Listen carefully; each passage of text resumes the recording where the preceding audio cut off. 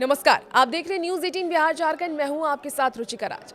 नए साल 2026 की शुरुआत केंद्रीय कर्मचारियों और पेंशनर्स के लिए एक बहुत बड़ी खुशखबरी लेकर के आ रही है। लंबे इंतजार के बाद 1 जनवरी 2026 से 8th पे कमीशन लागू होने जा रहा है।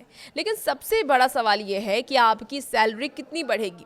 क्या आपका बेसिक पे 18,000 से सीधे 34,000 हो जाएगा? आज के इस वीडियो में हम आंकड़ों और कैलकुलेशन के साथ समझेंगे कि 8th पे कमीशन यानी कि 8वें वेतन आयोग के बाद आपकी इन हैंड सैलरी और पेंशन में कितना उछाल आएगा। चलिए सबसे पहले बात कर लेते हैं फिटमेंट फैक्टर की। फिटमेंट फैक्टर क्या है और क्यों है ये सबसे अहम। फिटमेंट फैक्टर का कैलकुलेशन भी चलिए हम समझते हैं इस वीडियो में। देखिए, वेतन आयोग में फिटमेंट फैक्टर वो गुणांक होता है जिससे कि मौजूदा बेसिक सैलरी को गुणा कर नई बेसिक सैलरी तय की जाती है। महंगाई के साथ कई अन्य पैमानों के आधार पर इसकी गणना की जाती है।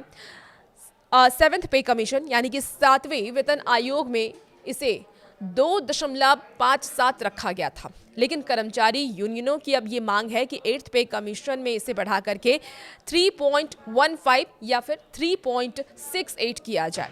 अगर सरकार फिटमेंट फैक्टर को 1.92 के आसपास भी रखती है, जैसे कि कुछ रिपोर्ट्स ये दावा कर रहे हैं, तो भी आपकी बेसिक सैलरी में भारी बढ़ोतरी होगी। चलिए उदाहरण से भी अब आपको ये समझा देते हैं कैसे बढ़ोतरी होती है।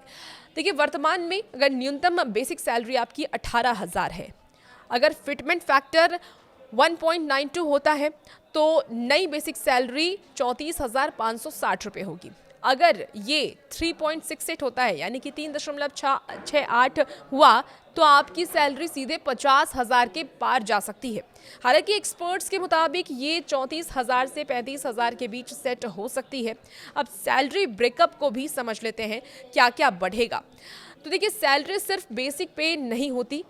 जब बेसिक सैलरी बढ़ती है तो इसका सीधा असर आपके अन्य अनाउंसेस पर भी पड़ता है, जैसे कि डीए, जिसको महंगाई भत्ता भी कहते हैं। नया वेतन आयोग लागू होते ही डीए को बेसिक में मर्ज कर दिया जाता है और फिर से 0% से शुरू किया जाता है।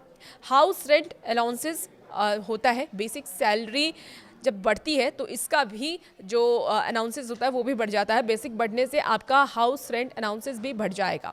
देखिए, पेंशनर्स को भी इसका सीधा फायदा मिलने वाला है। 8th पे कमीशन अगर लागू होता है तो सिर्फ नौकरी कर रहे लोगों को इसका फायदा नहीं होगा, बल्कि लाखों पेंशनर्स को भी इसका फायदा मिलने वाला है। उनकी पेंशन में भी लाभ होगा, वृद्धि होगी और उनको भी सीधा फायदा मिलेगा। अब क्यों लागू हो रहा है 8th पे कमीशन, वो भी समझ लेते हैं। देखिए, नियम के अनुसार हर 10 साल में एक नया वेतन आयोग लागू किया जाता है। 7वां वेतन आयोग 2016 में आया था, इसलिए 2026 में 8वां वेतन आयोग नियम के अनुसार लागू होना है। बढ़ती महंगाई और कर्मचारियों की परचेजिंग पावर को बनाए रखने के लिए सरकार वेतन में यह संशोधन करती है। अनुमान है कि इससे लगभग 48 लाख केंद्रीय कर्मचारियों को सीधा फायदा मिलेगा और 67 लाख पेंशन भोगियों को भी इसका सीधा फायदा मिलने वाला है। हालांकि अभी सरकार की ओर से अंतिम नोटिफिकेशन का इंतजार है, लेकिन तैयारी पूरी है। जैसे ही फिटमेंट फैक्टर पर मुहर लगेगी, आपकी सैलरी की तस्वीर साफ हो जाएगी।